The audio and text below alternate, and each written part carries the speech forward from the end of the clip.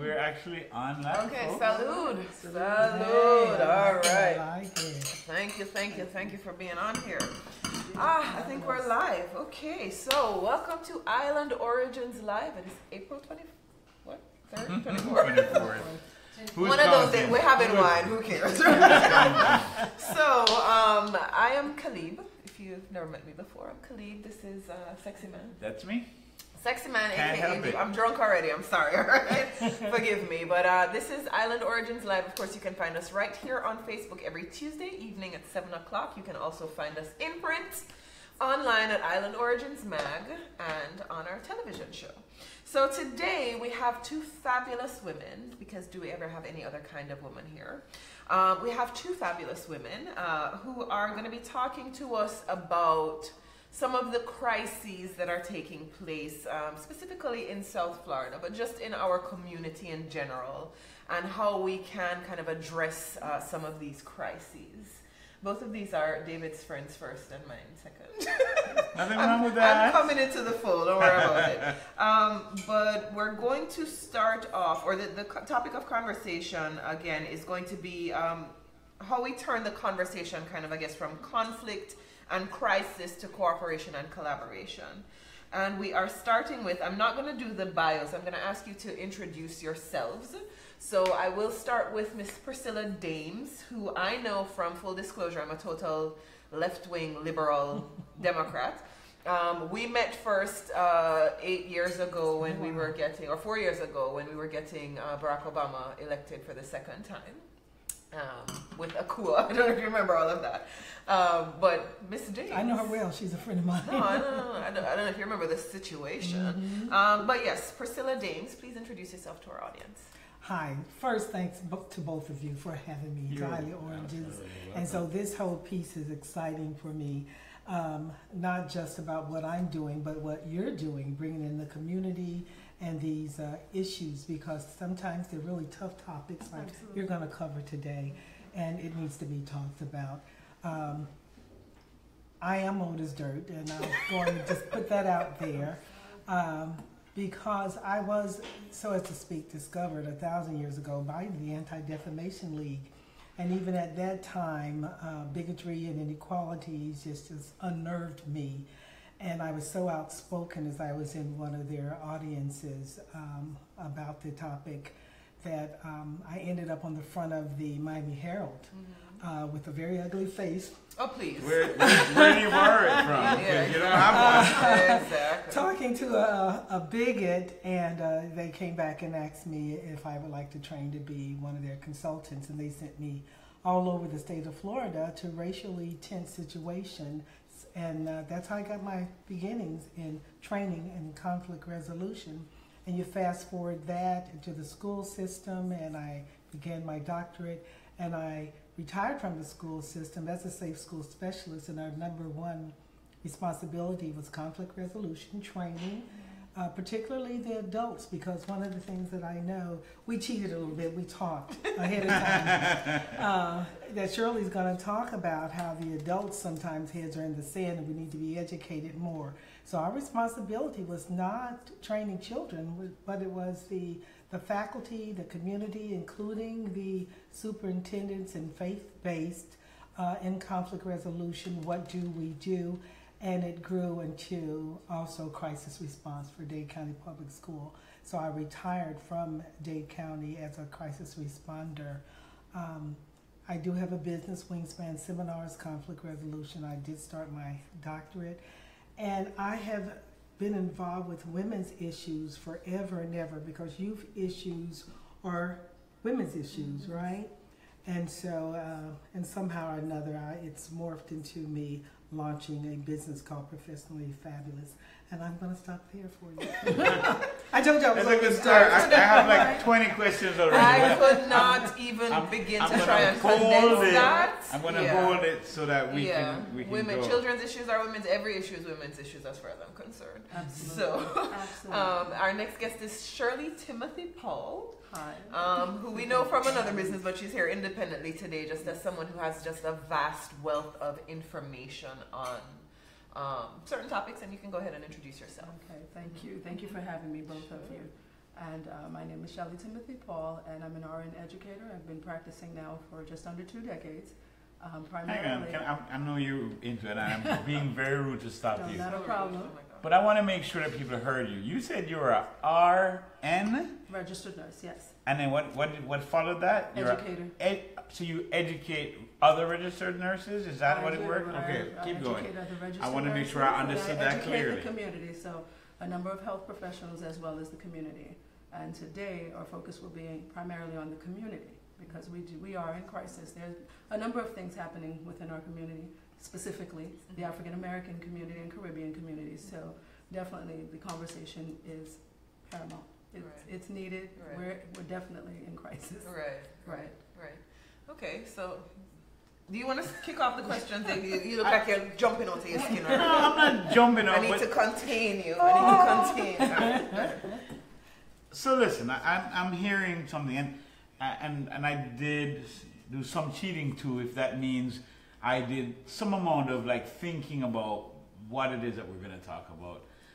And that's called preparation. Oh my gosh, I don't do any of that. Preparation, I don't participate in that. Are you saying the woman does all of that kind of work? That's the woman. Listen, and I'll be, here's the thing. I'm going to be 100% real on this. It's like, I am one of the greatest fans of women, and I am a strong advocate for all things women. I believe women are the most fabulous beings possible. Yes, we are. And I totally agree with that. I totally am down 100%. You have a mother. I think everyone has one. I can't imagine who came on earth without one. But I did have a mother. She's passed now. But I'm absolutely respectful of women. So many things. I'm going to start here. As you were talking, it seemed like I was hearing that there was a tension. Yes, you had started. Tell us about what you study in that PhD, because it came in like 3 times, and I just want to get a sense of who are you in terms of your pursuit. Not all the things you've done, amazing. Love the conflict resolution, love the crisis management. But what is it that you are pursuing in that education piece and with your life now moving forward? Talk about that. That's a great question. I was listening to you. You know, I think God is moving me in a direction that I had not necessarily planned. As I think about it, all things are connected, but I hadn't thought about it. I've never had a woman's group per se, and now I do. But I've always been very involved in conflict and how people are not equalized in what we have out here on this earth. And I like to talk about the earth, the world, because God put all of us here for all of us, not for any particular group. And I felt very strongly about the inequalities in society, and where we as black people in the diaspora, not African Americans, but all of, have been pigeonholed, and some of it we have allowed, some of it is our responsibility, but I have always been very, very active when it comes to Black affairs, and I am on the African American Black Affairs Advisory Board for Miami-Dade County. But when you say inequalities, it doesn't just end there with the diaspora. We're talking about women, we're talking about children, and indeed we're talking about education also. It has not been equalized, and I think first let me tell you, Dr. Barbara Carey Schuler and Athalie Raines, that let you know how old I am, they were the ones that put me on the Black Affairs Advisory Board. And once I came out of the classroom and became a trainer within Dade County Public Schools, you think you know what's going on, but you don't until you are actually within a system, and you go from the affluent schools to the schools that are just the opposite, and where you see there's a plethora of books and the televisions and Can the I carpet. pause you just to ask for a clarification? How do you get schools that are affluent and non-affluent? How does that work? What's the policies behind why there's a disparity in the schools? Because shouldn't education be the same for everyone? You worked in the school system, and I know this is like taking it completely left field, so I apologize in advance. But I just wonder, I still want to know more about what's your passion, but how do you have affluent and non-affluent schools? How does that work? And you know, that's why I'm intrigued with what Shirley's going to talk about, because hers still goes back to education. Because being an educator, whether I'm a trainer or not, I'm still an educator. I'm a mommy, so that's an educator. I grew up professionally in very affluent schools. We're talking about Pinecrest, we're talking about the east side of the highway in Kendall, where my children went to school and where I started my professional. But I think David is asking, like, is that because of the zip code and how much taxes the people are paying over here? Why is there an affluent Some school of that, separate? but not necessarily, because with me growing up professionally in those types of schools, that's what I knew. And I'm glad I had that experience. And I learned how to teach in those schools because the parents were very demanding. However, when I became a trainer and I was assigned to F&D schools as a reading specialist, and these schools were in Region 3, we're talking about Liberty City, and I saw that there were very few books, even in the library, and no carpet and no televisions during those days. It was a while ago. But again, I have to stop you to say, so how do we get there? How does a school in Liberty City get different funding, or what's the policy that makes a school affluent and non-affluent? What I learned is that it is not all policy, because generally speaking, the policies are the same across the board, generally speaking. But so much has to do with, yes, the zip code and the parents. Because what the school system didn't provide, the parents provided and demanded. And basically, they got what they demanded. That was what I was searching for. So we can, again, from someone who is a history and has worked in education and specifically in the school system, we can say that it's on the parents to demand Absolutely. and to activate their children so that they have the best education. The parents and our leaders, and I mean all of the leaders. Okay. Yes, All right. because we cannot blame everything on everyone else. That taught me, even as a mother, before I became a mother, what to do for my own children. So I gotta bring Shirley in. Okay. We're in so- Jamaica, went down the street saying, we want justice. That's Okay, right. all right. Yes, all right, so go ahead. So, yeah, so Shirley, so again, because we're talking about education, and I have found in my humble time on this earth that there's a huge, and my dad taught this to me, because I grew up essentially privileged, because my dad came from dirt poor, and because he got a great education, I grew up privileged. Now, didn't mean we had money, but I had access to great education. So as a young person, I thought, oh my gosh, Jamaica is special. We have the best education system in the world. I went to the best schools. Everything was great. And then somebody said, my dad anyway, said, well, what about all these other people who don't have the same access to education that you have? And I was like, oh my gosh, I did not realize that, because what I was getting was this best education possible, that everybody wasn't getting the same. You're in education, you're teaching. How do we address that? Talk to us about what it is you're doing in education, and how do we look at what's moving everybody forward. You talk about the Caribbean, African American, our communities. How do we move them forward in some kind of equitable way? Well, primarily, and this is, I do agree with quite a bit of what you've said, but one of the things I think is extremely important is starting at home and understanding the role of the consumer. We spend a lot of time saying that we feel as if we're not being funded appropriately, we're not being exposed to what we think would be better for our children. But as parents, from the start, we have to basically understand how this country works, how money works, being a consumer, understanding, for instance, people make comment about why our communities are filled with, Popeyes, McDonald's, things that we feel are unhealthy, but if that's what we're purchasing, that's what's going to be in the area. So having the education about nutrition early on, we'll shift. We'll get the Whole Foods and we'll get the Starbucks and things of the like. You know, the issue at hand is the question of understanding our power. Where amongst actually, I believe African Americans and Caribbeans are top of the line in consumerism, purchasing, but keeping the money in the community. And it's not happening because we feel that we have to go out and purchase things that will make us seen or feel better, whatever that means. It's all about our perception. But if we're not spending the money on our communities, for instance, whatever, marketing, whatever it is, if the funds are here, everything else will shift this way. It's not simply about race, although that is an issue.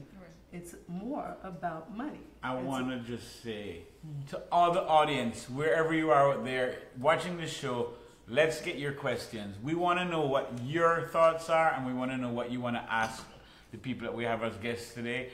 This is the Island Origins Live, and we want it to be interactive. We want to get your questions. So, with that said, Nikki, whenever there are any questions, let us know. Our production team is here.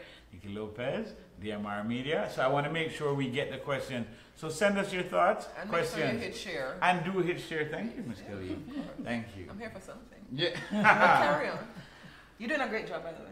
Thank you very much. Appreciate that. Yes. I'm on vacation today. Okay, good. There's so much I want to just continue, because here's the thing, and I hear you, and we don't always have to agree on everything. Of course. But based on what you're saying, I'm wondering, because again, I feel it from my own upbringing, and I see it right here today. What are the steps? Now, I hear part of the demanding steps, but a lot of the times when it comes to education, and I want us to actually talk about crisis, because you both mentioned crisis, Right. but when we talk about, I don't know if we're officially in a crisis educationally, but a lot of the times we don't know what we don't know, because we've been, let's just say, I don't want to put too many heavy words on the system that's out there, but there's an intention in what has not been taught and what is not being said. Because as you were talking about Whole Foods and things like that, I'm going to tell you what I'm hearing in my mind going on. I'm hearing, okay, so if I go to Whole Foods, is everything I buy in Whole Foods going to be healthy? No, Exactly. not what I'm So right. So when you say bring the Whole Foods type place into the community, I am a fan of anything that's for us, that's better for us, health-wise, and so on. But it can't just be about a brand. No. So we need more than just the store. We need the education about what to get out of that store. And I think that's what I'm looking for, that answer. How do we get to the knowledge? I think that's what you were saying, though, that we need to be educated. And when I use those particular shops, it's not so much that brand. I'm just showing how we perceive our areas. For instance, you cross over pretty much any MLK or Martin Luther King Boulevard. If primarily the areas look decrepit, or you know that the schools may have poor education or high dropout rates and things like that, but there's a reason. Again, it's primarily where the funds are being spent. If we're from a community and we don't think the quality of our own product is worth it, then we're pretty much destroyed from the start. So then we're fighting to get out, and we don't look back. And not everyone does that, but we're encased, which is one of the problems where they begin. For instance, the majority of us are born and raised into strict religious families, and from the beginning, there's certain conversations we just don't have until we start getting exposed to life. Education is free. It is, because we can encourage our children to start reading from early on. We can get books and start exposing them to who we really are, and not allow media essentially to tell us who we are from our communities. So definitely it has to start with education, but it also has to start with a self-liking, a self-love. You find that a lot too, where communities, if you hear how we speak about ourselves, then what do we expect from anyone else? Agreed. I'm going to jump into the crisis part of it, because part of how you came to be on the show today was that we were talking, you were talking about some health issues in the community in general. Right. and you touched on AIDS in specificity, Right. and I was not aware, apparently it's common knowledge, but I was not aware that Broward, where we are, has the second highest AIDS rate in the country, behind Miami, which has the first, and ahead of West Palm Beach, which has the third. No. So, Well, what it is, it's actually the highest of new cases of New HIV. cases, right. And that's just the new cases who have been tested. right, So the crisis is far more than we believe it is. right. And it's frightening because, of course, at the top of those new infections are black men, black community in general, but primarily young black men between the ages of 15 and 24. And So- when we were talking before, you said part of the challenge or part of why this is happening here more than anywhere else is the same challenge of religion. And I don't want to. Right. Let me let you explain that. Can I interject something Yes. here? Just rolling back just a little bit. One of the things that David said is we don't know what we don't know. I think that is paramount. But one of the things that you said also was when you started talking about food, you started talking about just briefly the types of places that are in so many of our black communities. And that is paramount too. And that ties directly into money. Where are we buying what we eat? And also, even the pawn shops and the Dollar General, which I shop there too. The kinds of places, however, that are in our community, that's where we go for convenience, but we haven't been educated enough to know that these places are killing us and are not good for us. Now, if you roll it forward a little bit, we're better educated today than we were 20 and 30 years ago, but so much of it really does go back to we don't know what we don't know, and the types of places that we spend our money in our own community. Yeah. Now, if we're still sticking on that particular area, we are spending our money outside of our communities. That is the primary issue. And when we continue to do that, spending monies on things that honestly are not helping to grow us as individuals, that is an issue. We are very, very focused on, apparently it's a psychological issue from the past of not being able to have something, and now that you can have it, it doesn't necessarily mean that For you can afford it. $1.99. Absolutely. But again, it's global. It's the issue is education, and it starts from early on. But the self-love has to be there as well. You have to want for yourself to grow as well as the community that surrounds you. And we were talking about crisis. One of the issues that make it so difficult to teach, especially the young adults, is the issue of not speaking about sex because of their strong religious background. Now, religion is obviously a very touchy subject, and no one wants to go there, but if we don't go there, how are we going to get to the root cause? I'm confused about this because what does sex have to do with religion? I just don't even see the correlation. Okay. Now, understand. I'm trying to put it together. Please tell me how. As a young member of church, you know, most of what we believe to be right and wrong is learned there. And it doesn't mean we're not doing it. And why I say church is an issue of religion. No, I'm going there. Yeah, okay. I mean, you know, you have young individuals. We're in a hypersexualized time where everything that sells somehow has a sex component. And if we're not bringing that issue into the church where there's an actual open discussion, regardless of how it has to be brought on, we have to talk about it because we are still having sex. And I say this, I can use an example of a young woman who found out that she was HIV positive but did not have any clue as to how she got it. And her idea of sex was vaginal sex. And as long as she was doing it in other methods, she was fine because she would consider herself a virgin. And this is because of her strict religious background. However, she contracted HIV through anal sex. Now, if that is happening and we're not discussing it and we're not teaching safe sex, of course we want to teach abstinence for our young, but it's not happening. So if they're getting sick and we may be speaking the right word based on our practice in religion, our children are still getting sick. How are we going to deal with that head on if the people that they trust aren't willing to go there? Yeah, I'm totally confused because I understand what you're saying, but I'm just not understanding why any parent, is not going to talk to their child about sex. Like, What household did you grow up in? I mean, David. But no, but that's the thing. We're not living in 1960s anymore, right? Oh, That really? It's not even about that, but we're living in communities that are still very religious, and so there are still things that that people do not. you don't about. talk because of religion. But Religion, that's where tradition. I'm totally confused because and again I'm a very And you're different not period. religious, right?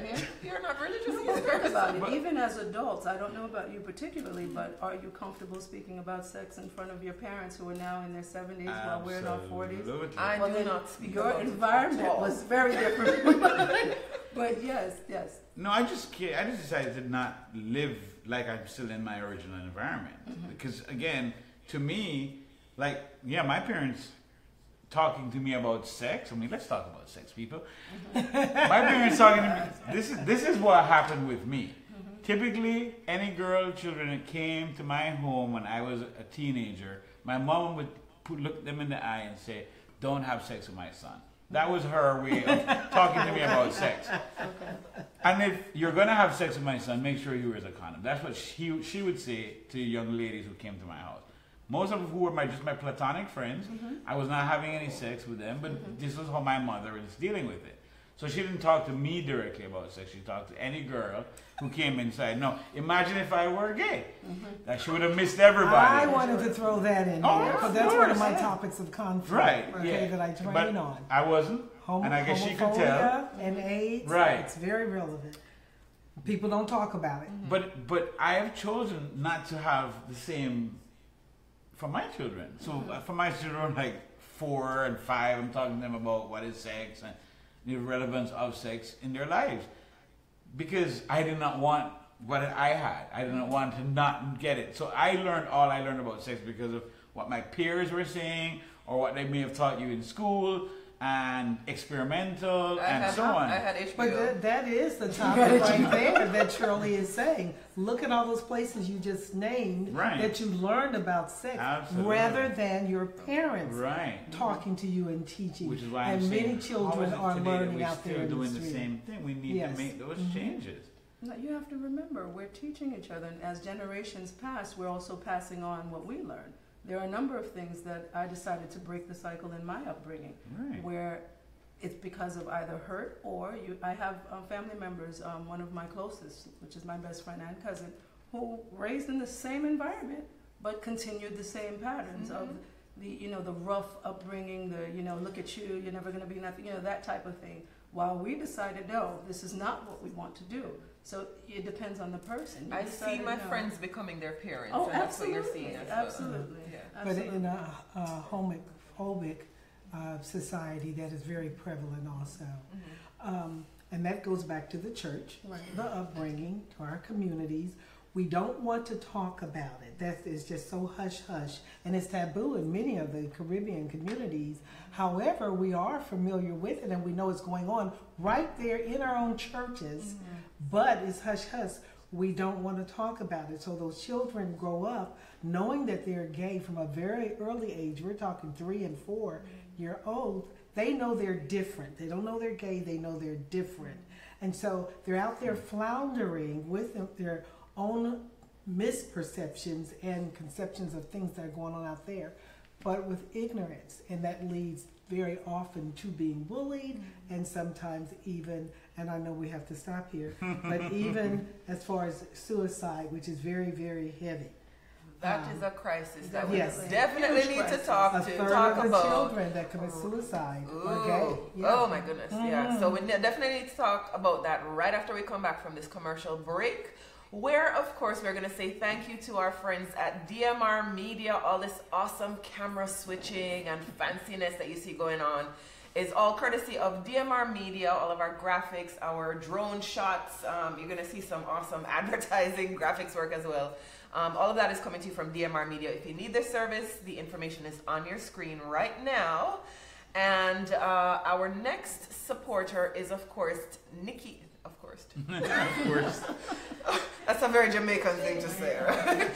Is of course Nikki Lopez Creative, who by the way has a live show that she does after hours. If you go to facebook.com/Nikki Lopez Creative, you will always hear about half an hour after our show ends, you'll hear from various artists and cultural personalities and people in the cultural arts inside of the South Florida space. That's with Nikki Lopez.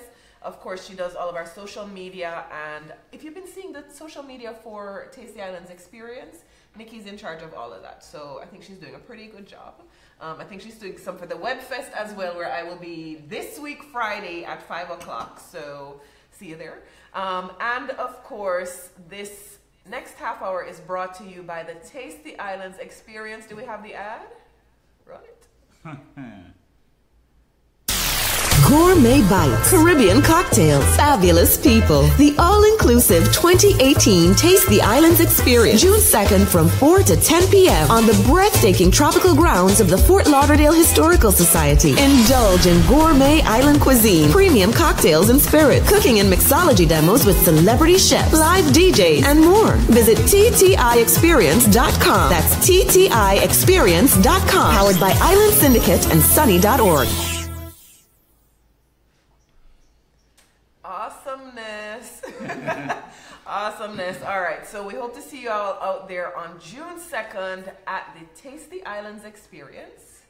And are we back to the show? We are. All right, awesome. Okay, so we were talking about some of the crises of suicide and bullying and the things that happen as a result of us not speaking candidly. And before we continue, I do want to just mention some of the things that is happening in the chat. So a lot of comments, a whole lot of comments. I don't feel that there's many questions, so I want people to show the questions, but I just want to go back to some of the things that were said earlier because I wasn't checking the comments. And Adrian, thank you so much for making a comment. Everything in Whole Foods may not be healthy, but nothing in some of the corner stores are healthy. And that's a very relevant point to what was being said earlier. So I thank you for that clarification. Some communities have no access to healthy foods in close proximity to their homes, which is key when reliable transportation is an issue. Yes. So again, valid point. I also see here regarding sex, someone has commented, I'm using that line, don't have sex with my son or my daughter. Don't take my mother's tactics. Don't do it. However, it worked out well I guess in the end, I did not have anything. But again, another comment, education does start from the top, and that is in the home. We cannot continue to rely on others to teach our children. Absolutely. Times have changed. Even religious homes are much more enlightened than we think. And that comment goes on and on. I won't read any more, but I do want to say that there are a lot of great comments. And a lot of comments are that the ladies look lovely and that they love your attire and everyone is colorful. So I want to just pass that on to the ladies. Oh, thank you. And I'm going to end because there are a lot of comments. But I do want to share this one with you before we go back. Love the commercial. Keep up the great work, guys. So the DMR Media, you're getting a big respect for your commercial. Yes. That's excellent. And now back to the series. It was a DMR Blondie Rest collaboration. Oh, okay. Toast to you. More wine. And now back to the serious content. I just wanted to share some of those great comments. Yes. Okay. So we're going back to the discussion. You threw the bomb in there before we went to the commercial break about the suicides and the hard stuff that we don't want to talk about. But that's coming from a lack of clear communication. So well, obviously the solution is communication, but where are we with that process?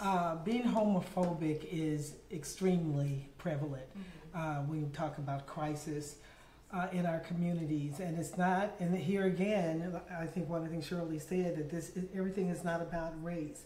It's not necessarily a black or white situation. The community of gays, we could say that as far as community, black, white, Hispanic, whatever. Our youth are in trouble that are gay, and it's not just gay. It's the perception is there because they may be bi, they may be trans, and they may question. That's where the question mark comes in. questioning their own sexuality. And the children do know very, very early that something is different about them. And we try to make sure that people understand that it's not about sex, because they're not having sex at that early age, but they know that they're different. And at the very early age, when the teasing and the bullying will begin. And as the children grow up, the parents often know that they are different, maybe even suspected, but they still are not wanting to talk about it. And sometimes they wait too late, meaning waiting till the child has done all kinds of experimentation, run away from home several times, already been bullied, treated differently at school, included by the educators, and by that time they're already in trouble. I was going to say that to you. So there's the education on the side of the family of the child who may think that they're different, and there's the education on the side of, they're not, the kids who are doing the teasing are learning that from home. And then they come to school and they're not being corrected by the teachers that this is not a good thing to do. So where are they going to learn it from? Oh, that's the question. If we're not teaching it, who do you think they're learning it from? But then there's a double Didn't problem. you say it goes back to the parents? Because if the parents are not yet accepting themselves, they don't accept differences, they don't expect and that's where it goes back to the religion too, because Shirley pointed out religion. You said, basically, what does the religion have to do with it? Oftentimes, the religions are so homophobic and against gays, period, because of the culture too, because remember, religion and culture overlap, that they don't want to talk about it, or they say, no, it's just not accepted in our culture, to the extreme that the children, once they come out or are outed by a friend, by a teacher, by a whomever, that sometimes they're actually beat in their own homes by their own parents or by a sibling, and then they're running away. Because they can beat the gay out of them, or they can... With the Bible sometimes. We're talking about kids that are homeless. A lot of it is because of that. They're not being accepted in their own home. And being beat by and with the Bible, actually. It's an extreme situation. I'm going to stop there. I'm listening to you, and I'm in total agreement. But imagine, because sometimes you must try even to take yourself and put yourself in the position of being raised in a very religious environment and knowing that you feel something, whatever it is, and you can't be honest about it, or being led to feel that something is wrong with you, but yet you're a child of God, period. You may not have me on this show after this. No, that's fine. I have to interject because there's one of the comments is that could you talk a bit about avoiding discussions with mental health in communities of color?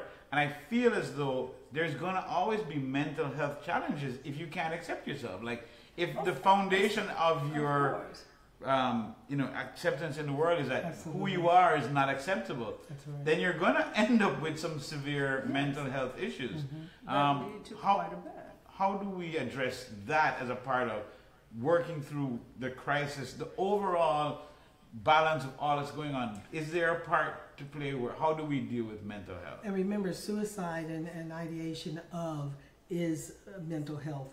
And I would just even recommend that you have a whole program just on this, because it is truly huge in itself.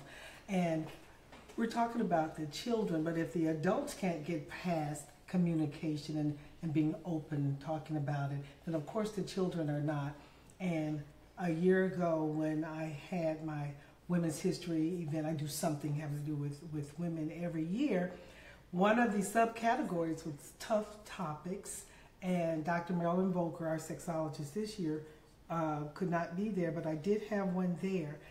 And I tried very hard not to have any men in the room, because even as adults, we are reluctant to talk about sex and anything relative, orientation, and anything relative around even men or our parents, or sometimes even our girlfriends. So if we're reluctant to talk about it, even with each other, then of course we're a little shy to talk about it with our child. And that's part of the problem. We don't know what we don't know, but we have been so closed-minded for so long, we won't talk about and communicate with our children. It's better than it was maybe 40, 50 years ago. I went to college very, very greener than anybody on earth, so heaven forbid if I did that to my own child. So it's better, but we have a long way to go. I do have one other comment I want to mention. I'm so grateful to everyone that's making comments. If you continue making comments, I'll continue to bring them in. If you have questions, please ask. But there's a question or a comment here from G, who says she relates. I grew up homophobic and later realized I was actually gay. It took years for me to accept myself. You both are doing great work. Thank you. Oh, Thank you so much for saying that. Was from Jean. Yeah, Jean. Yes. Yeah, I wanted to touch lightly on the mental health issue.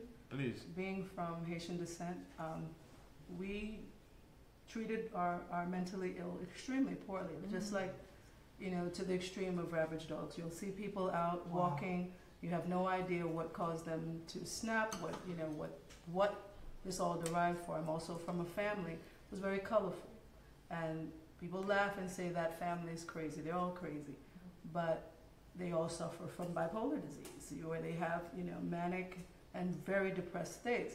And when you have a woman married, you've had children, your hormones are changing, there are tons of reasons that people can have mental illness. It's the word that gives us problems, just like saying AIDS. You're like, you know, mental illness, crazy. But Taboo, depression don't talk about it.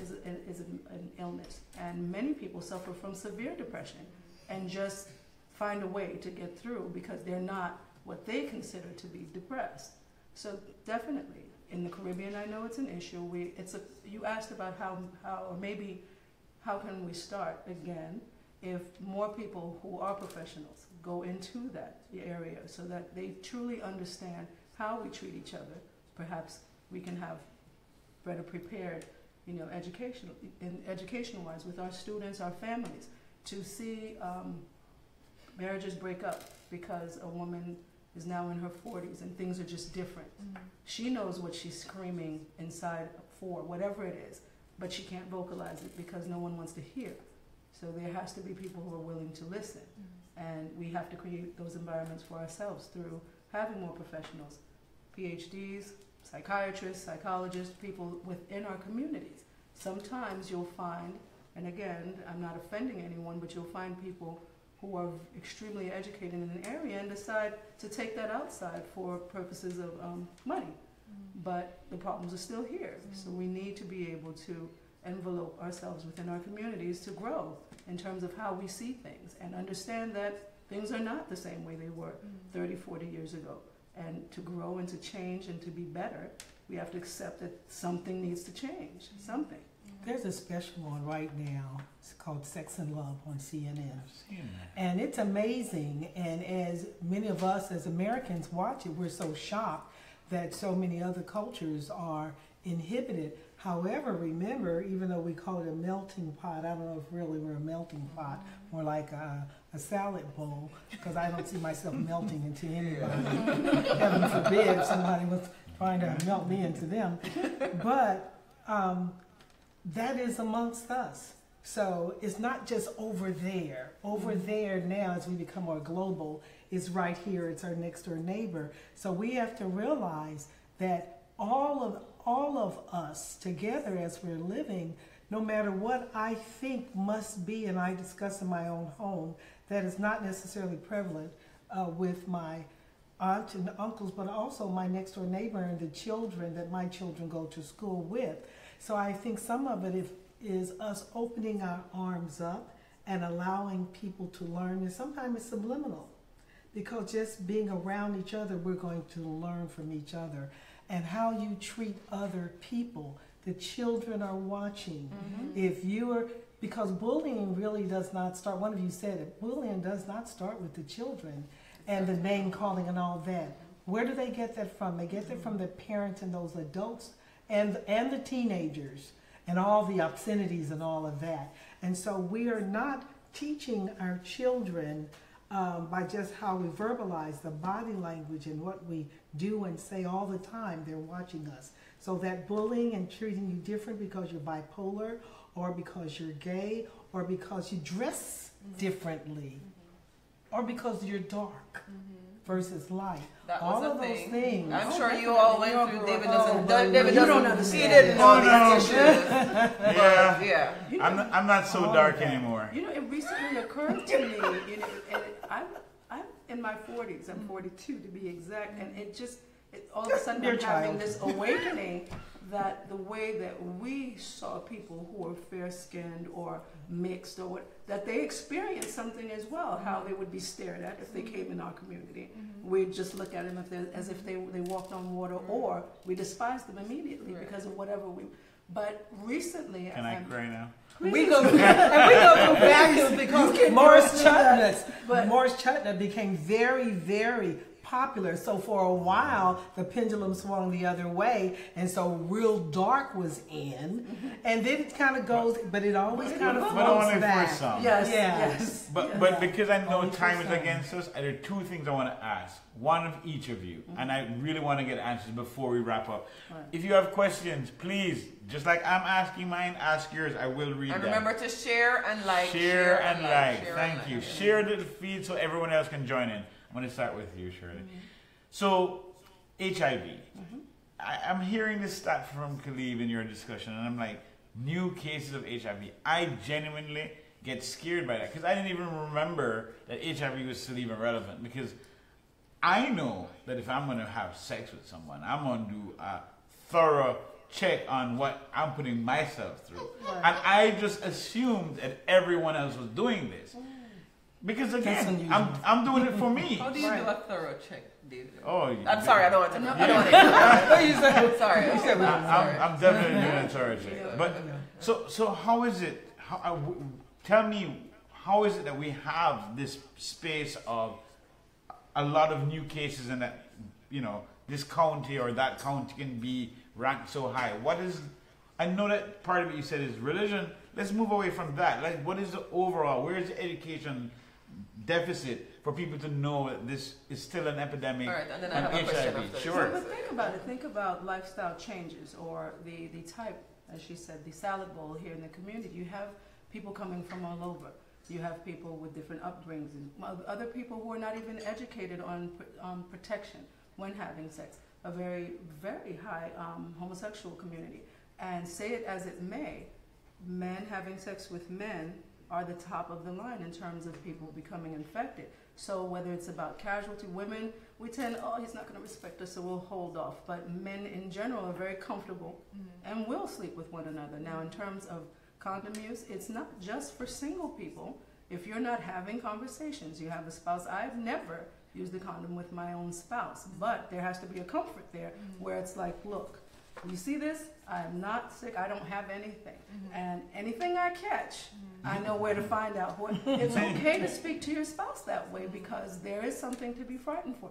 The idea of PrEP medications that can prevent HIV conception during that time, what you don't hear is that it doesn't protect from some other things. So the fact that you'll have Hep C, anything else that you don't want to catch, you need to realize there's a way to protect yourself. So yes, more education about condoms, more conversation with the people that we're sleeping with. I mean, it's okay if you know that you're not that type of person that can commit. It's okay. Monogamy is not easy. It's not. Why not? And it's not for everybody, It but is you do not need for to be everybody. frank about who you are. And that's okay. Yeah. The idea is, oh my God, they're going to call And me do some a checking. I tramp. like They're that. going to say Some this, they're checking. going to say Yeah, that. you do ask for papers. Yeah, you can. I But, guess. and why is monogamy not easy? Like, let's be real. Let's have that Okay, conversation. let's have that conversation. Why is it not easy? In Jamaica, we say puss and dog. No, it's not the same look kind of thing, but everybody's not the same. Like, No, not who you are is not who everybody know. is. Okay, So all right. that's the Let's bottom Fair line. enough. Let's say you do have some extremely conservative people. You have people who are very fluid with their sexual, encounters. There are women who feel comfortable having sex with women, but do not consider themselves gay, and the other way around. So imagine you're married, but your husband is very comfortable to be at a party and just jump on to the next person. It happens. The problem is that we're like, oh, those people, that it happens, and if it's happening, It's not let's those be people. comfortable with how do we protect ourselves. We can do whatever it is. We with have our own loads bodies. more comments. You had a question before I do my redirect. Priscilla, I don't know if you want to get any of these. Are there any burning questions? There's not questions, lots of comments. Anything burning that's Okay, so before you do that, because you're still looking, you started off at the beginning talking about empowerment of women, and if it's a children problem, it's a woman problem. Part of your work is with empowering women, helping women to take care of themselves, etc. Talk about that for a minute, and then we're going to actually talk about the event that you have coming up as well. It is interesting because, and I know you're going to get to that, but one of the things that I have learned because of who I am, and I'm still discovering things about me, is that you cannot lose weight in general if you're overstressed. And I'll say that. And how does that tie into anything? It's a health concern. And many of us are trying to do way too much. We're stressing ourselves out. We have a problem with obesity in this country. And I don't have a problem saying I know I'm overweight. But the problem is we have too many women that are the super women. It's not just about all of us are busy, because people, they'll just fluff it off and say, but we're all busy. No. I'm talking about that extreme person that's trying to be perfect and do too much, and the one that's working in the community and doing home and going to school and on. That is a crisis in itself. And that's what has led me I'm now. sorry. We're some workaholics over here. Yes. That's why we look at it. Well, I'm going to tell you, I don't feel sorry for you. I don't feel sorry for you. Because typically, the woman will, and then she'll still go home to 2 or 3 other kinds of jobs. Typically, you may be an exception because you're wonderful. I might actually be. But Yes. the problem with that is we are stressing ourselves, and people don't realize education again. I'm going to grab her up. Education again. We don't realize how stress harms you and can do all kinds of things in your body. And that superwoman syndrome is causing us to fall into other categories because of it. And that's why I said I think it's so important for each one of us, women, to take a girlfriend by the arm and say, okay, breathe. I know I'm not going to change your personality, but let's just breathe for a minute and go to the beach, go on a trip. Just take a minute to de-stress, a minute or a few days or whatever you need, because the stress itself is killing us. And that is what we need to be more mindful of. Not all that pushing and shoving to make more money, grow our businesses and all that. I believe in that. I've done so much of that myself. But take more care of yourself and enjoy life vitality out here. And that's what I'm really pushing and shoving now. Okay, so talk about your event. Or do we have questions? No, we can talk about the event. There's a lot of comments about safe sex, using a condom, monogamy. We don't talk about that in this church. sorry. Men and women are still refusing to talk about safe sex. A few jokes about the thorough check.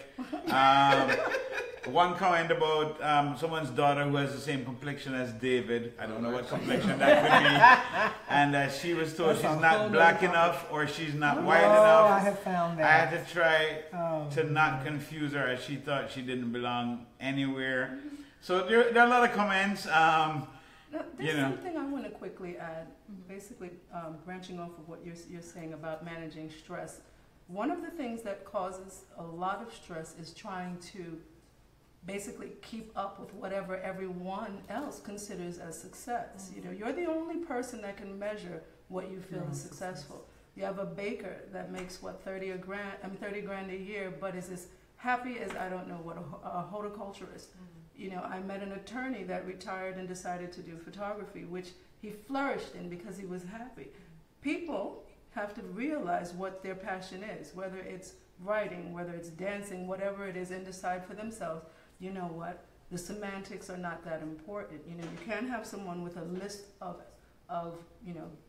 So out of curiosity for each of you, is it okay for your passion to be overloaded with work? Because some people actually but want it doesn't that. feel like work when it is your passion. Well, at least not for me. Understood. When Okay. I'm doing what I love to do, which is educate and to You write. know what I'm talking about. I love it. Yeah. And the hours go by. 'Cause Something is sacrificed. Some people don't want a free moment because they want to be pursuing something at every moment.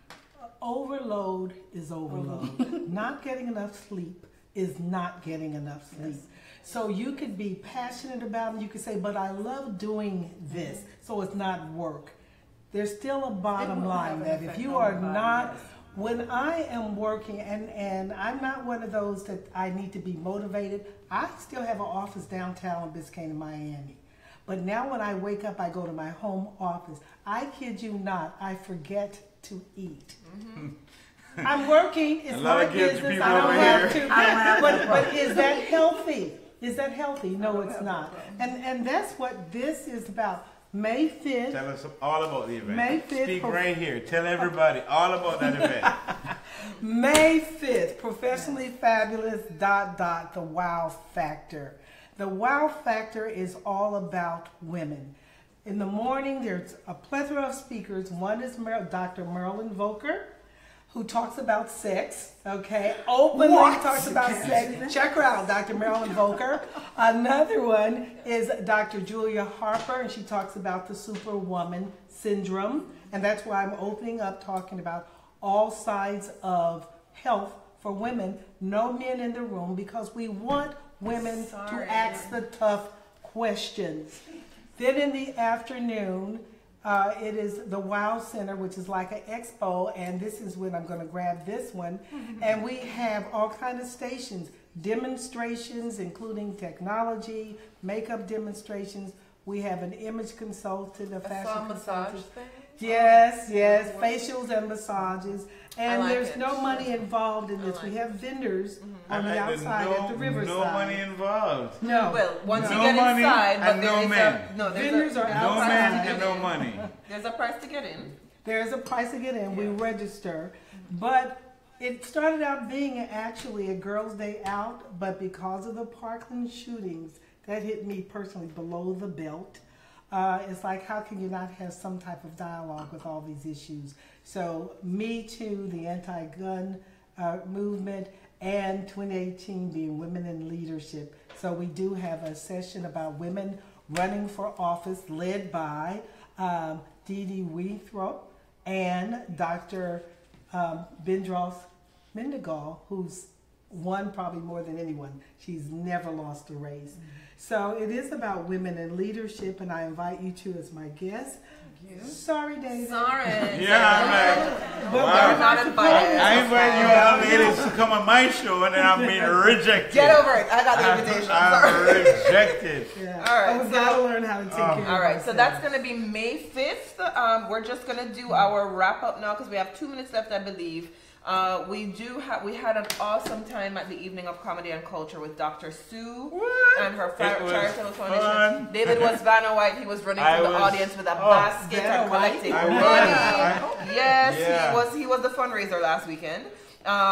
Miami Webfest is coming up April 26th to 29th. I am presenting this Friday the 27th from 5 to 6 p.m. I forget where, but if you go to their website. Miami Beach. MiamiWebFest.com. It's at one of the hotels.